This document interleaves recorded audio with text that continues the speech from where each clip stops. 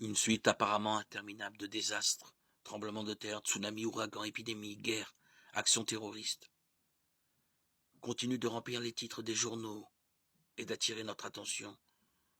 Tous ces événements sont un commencement de douleur. Matthieu 24, 8. Que se passe-t-il? Dieu est-il impliqué dans ces bouleversements que nous voyons tout autour de nous?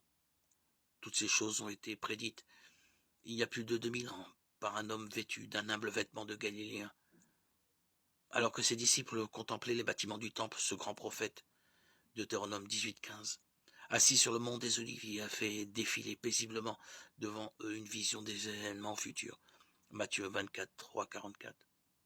Il y a toujours eu des guerres, des tremblements de terre. Mais dans ses propos, le Seigneur prédisait qu'ils s'intensifieraient considérablement au temps de la fin. Il décrivait ces événements comme étant un commencement de douleur. Le terme douleur signifiant ici littéralement les angoisses de l'accouchement. Jean 16, 21. C'est l'image d'une femme en travail pour accoucher et dont les douleurs sont de plus en plus fréquentes et intenses jusqu'à la délivrance. La grande tribulation suivra ces événements et les jugements augmenteront d'intensité. Matthieu 24, 21. On ne pourra pas nier que ces calamités proviennent directement de Dieu. Cependant, les hommes ne se repentiront pas, au contraire, ils continueront à blasphémer.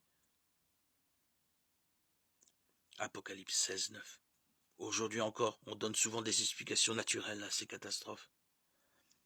Les tremblements de terre sont causés par le déplacement des plaques tectoniques ou bien la fréquence des cyclones est liée au réchauffement planétaire. Il serait faux de nier l'explication physique de ces phénomènes. Mais qu'y a-t-il vraiment derrière l'augmentation de ces cataclysmes?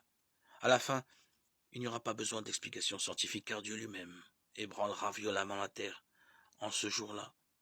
Et les hommes reconnaîtront cela comme étant la colère de l'agneau. Ésaïe 24, 18, 21. Apocalypse 6, 16.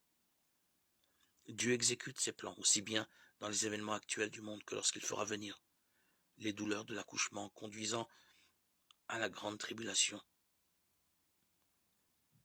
Dieu est derrière la scène et c'est lui qui l'anime.